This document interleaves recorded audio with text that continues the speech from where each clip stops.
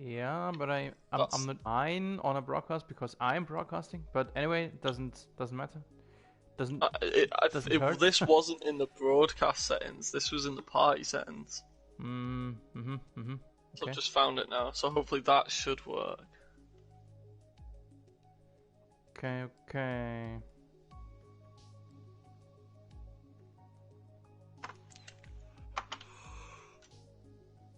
Are you yawning? Yes. Well, the broadcast is already on, so Okay. the millions of MRS fans can listen to you right now. Just sending you the link, just a moment. I've already found it, mate. You found it? Okay. Yeah, I've subscribed to you on YouTube, so. And I think I can hear you. I think this time it works. So what I can do actually, so I don't actually have to mute my mic for this. I can just go into the party settings and stop my. No, it's okay now. Yes. So we can finally talk to each other without any technical malfunctions. Alrighty, dear fans out there, this is the MRS Championship interview we wanted to have before our first event yesterday evening. Sadly, this did not work as we wanted, and yeah, I think it's safe to say we had a little bit more of technical difficulties yesterday evening, but anyway, this one we have sorted out. Meanwhile, Dominic Walsh, champion of Season 1, thanks for being with me here today. Thank you for having me. And we see your championship car here right now in the camera. This is your Williams, your car. Any thoughts, any special emotions this car brings to you, or is it just a machine you step in? Considering I've only had one race in the Alpha, it doesn't bring any emotions to me like the Williams. That was a very special car for me. Obviously winning my first title with it, so I was very fond of my Williams. Okay. So this is just more like a little bit of a podcast, you could maybe say. There's nothing really to depict. I just want to show the championship car of yours. And do you prefer the Mercedes or Ferrari motor or the engine's voice? I think I is it prefer the just- Mercedes. Just Okay. if I'm honest, Okay. like just the way it sounded, the way it Yeah. handled. I currently prefer the Williams, but I've only had one race in the Alpha, Yeah. not had much race time in it. So Well, I was accidentally once sitting in an Alfa Romeo, and I have always hated this Ferrari voice. But okay, I hope that you'll not get as annoyed as I was with the Ferrari wow and so. But okay, the Williams display is quite special. Did that somehow affect you to not look on the usual steering wheel?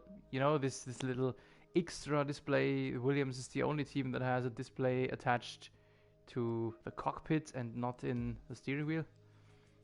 So I just use the TV pod cam. I won't lie. I don't use the steering wheel. I didn't really notice any differences or anything like that. I was more focusing on trying to catch up with Simo or keep him behind. So Okay. So I asked you this question already yesterday, but I was the only one who was able to listen to your answer. So again, what do you think was the biggest reason and the biggest asset for you to win the championship? my consistency above anything. I think I only DNF'd once, finished outside the points once. I think it was Canada. It was my first broadcast for MI. Yes, I crashed out in your third broadcast. At Canada, I did not finish, and then I think the race after was in France, and it was an interesting races. It started off dry, quickly went to wet, quickly went to full wet, back to intermediate. So I think I really struggled with a first corner incident I remember between me, Simo, and Mike. So yeah, but other than those two races, I've been consistently within the top 10, more so the top 3. So, France was really a monstrously crazy race. I remember because yeah, I remember me saying that France, you have such wide runouts next to the track, and still we had 5, 6, 7 guys crashing into the walls, and I remember Simo was, I think, last after a few laps for some issue, then came back. He had 3 crashes but did not hurt his nose, and in the end he won the race. So France was really, really crazy. Yeah, I remember being spun off corner 1, just a racing incident, and then under, I think it was either VSC or the full safety car, I clipped someone's rear end, had to change my wing, and the Jeff and his forever high IQ decided to put me on inters while it was still dry, so I ended up burning those tyres out quite fast. Yeah. We all hate Jeff. This is one mutual feeling. Okay, so consistency, you think, was the biggest asset for you? Yeah, my consistency followed by Simo's mistakes, we'll say. Like, for example, in the last race at Australia, it looked like he was probably going to win the title there, and just put too much power outside on the wets. What was it? 5 laps or 7 laps or something to go, and then he lost it. Yeah, it was something like that. Yep.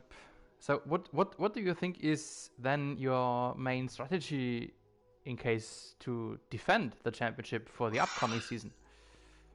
Obviously, we had the first race last night, and I was taken back quite quickly by the pace of some of the new people. Some of the pace of the older people as well. Obviously, Yarnan and Rockstar was with us last season as well. But they've really, really upped their game, as well as Tom. Simo is obviously fighting up there as well. So, to try and defend this, it's just, again, trying to be consistent. Had a bit of a mistake last night. Saw Monster lose his back end just before the penultimate corner, and I ended up clipping him, meaning I needed a new front wing. But I still think I finished 6th, was it? Which wasn't the worst. It's not the best, but it wasn't the worst. I'd have liked to have maybe defended with a win or at least a podium. Yeah, as we are speaking now of the new season, I have now depicted your new car, the Alfa Romeo. Yes. And as mentioned, we actually wanted to have this interview before the first race, so we do this now on the day after race 1. We had our season opener set for the Hungaroring in Budapest, and yes, you finished in 6th position.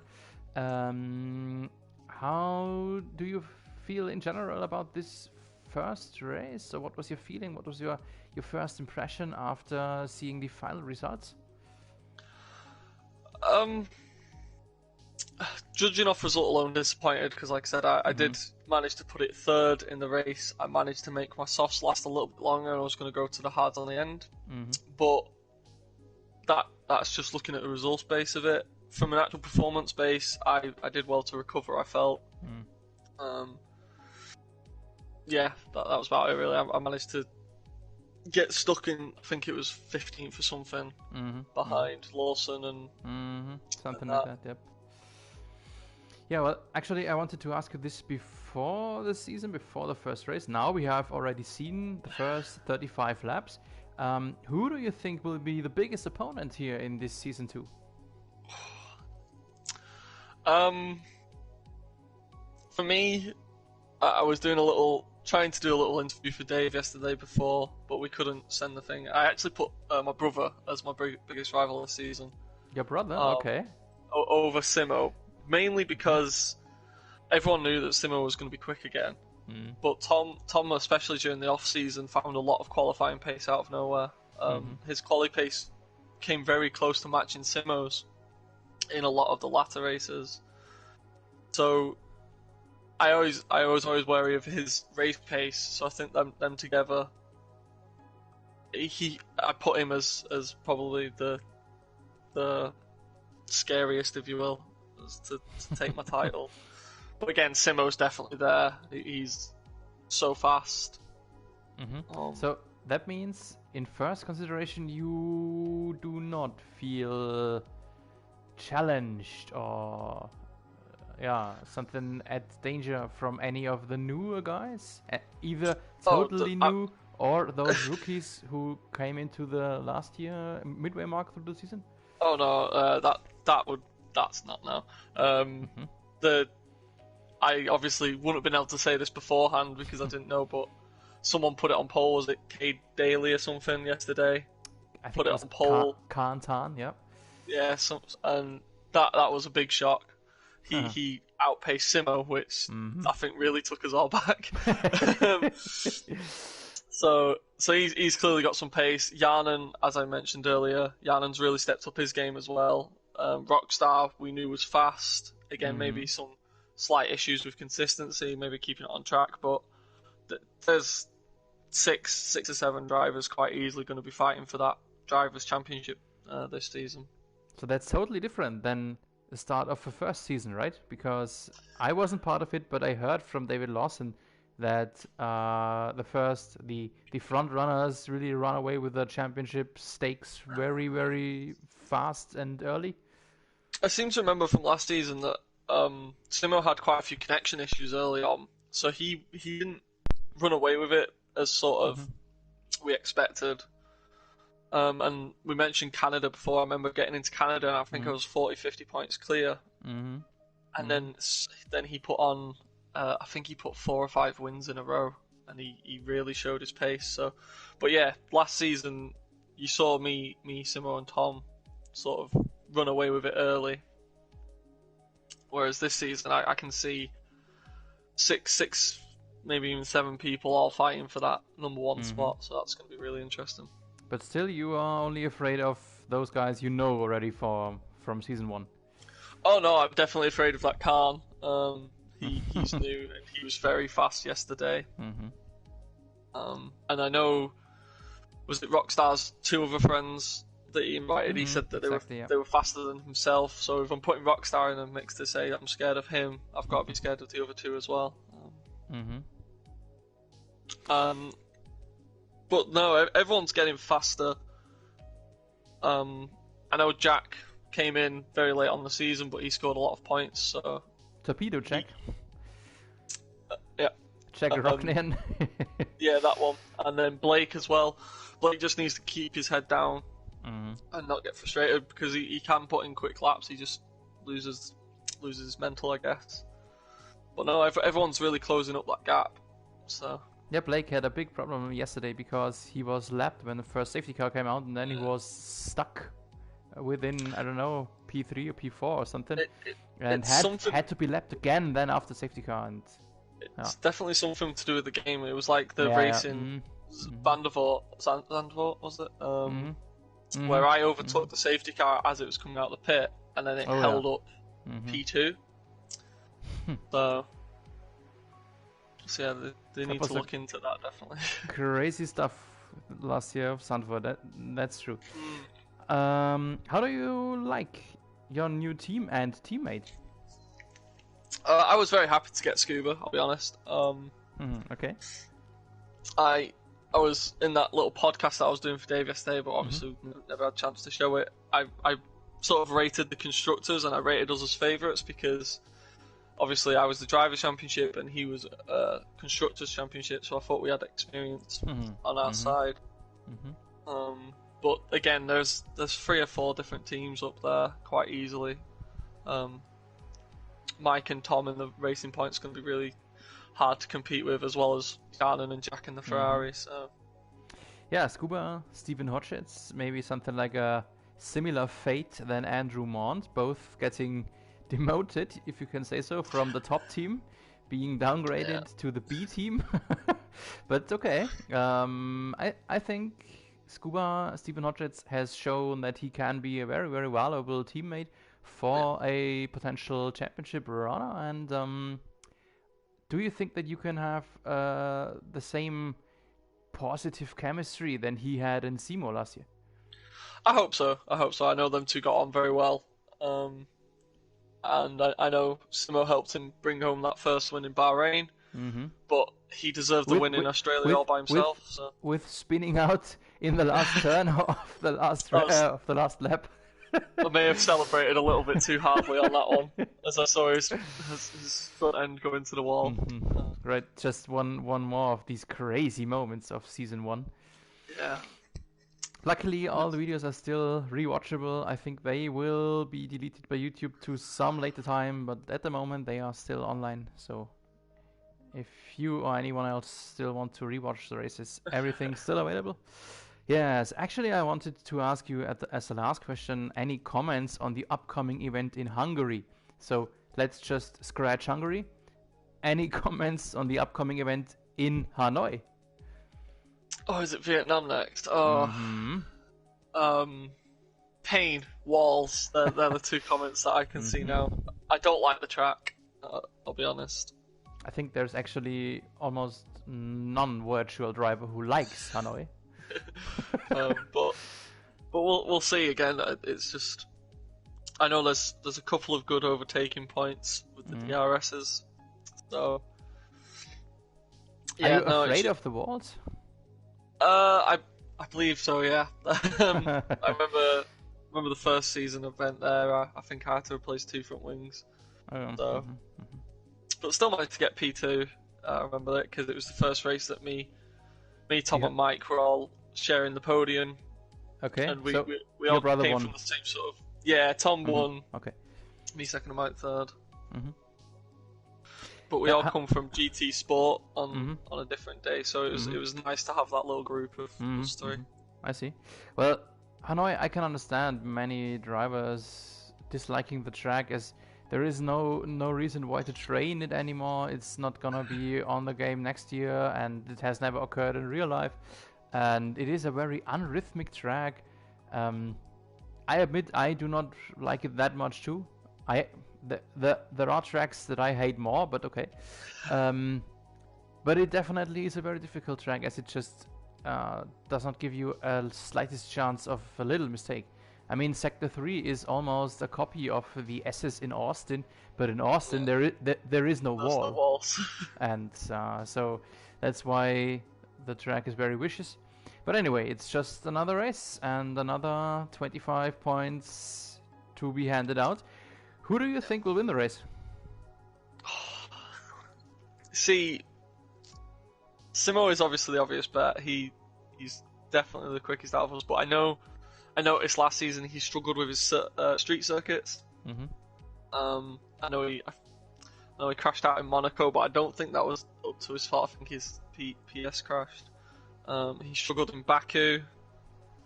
So probably put it down to Tom. Tom seems to be pretty consistent around street circuits. It's either Tom or Jarnen, because I think Jarnen won both Baku and Monaco actually. So I'm actually going to go with Jarnen. Jarne is a pro when it comes to close walls. Yes, so I'll give it to Jarnen, I think. Okay, interesting, thanks. So I'll be through with my question sheet. Is there anything you would like to call on, to speak out here at the end of our little lunch interview? No, just big thanks to Dave for helping set this up. I know we sort of came about it together, but he then sort of took the lead on it. Thank you for making me the admin as well. It's nice to have a really big say in a lot of the decisions. I know we had a couple of decisions to make last night, so it's a big thanks to him, and a big thanks to everyone that takes part, because without it we wouldn't have a group to race with. Everyone just keep up the speed, keep up the safe driving, keep up the competition, I guess. Okay, thanks. I can just back this up. Thank you for all our organization stuff. And so for the moment, Mr. Champion Dominic Walsh, thanks for being with me here today, and your very interesting insights, I would like to call it. And I hope that we will have a little bit of a clearer event next time, speaking about technical difficulties. And for the moment, thanks and good luck for the next race and the all the other 21 still upcoming events. Yeah, and a big thank you to you as well for having me here, as well as giving us the opportunity to watch back our races with a bit of light commentary, a bit of fun commentary to watch as well. So brilliant! Thank you very much for all of that. Thanks for your warm words. It's a lot of fun for me. So yeah, I like broadcasting all you guys, and thanks for having me eventually. No, thank you. Alrighty, so then we will see you in the group, and to everyone else out there, all of our millions of MRS fans, have a nice Thursday and a nice weekend, and see you on Wednesday evening for the upcoming race in Hanoi, Vietnam. Goodbye.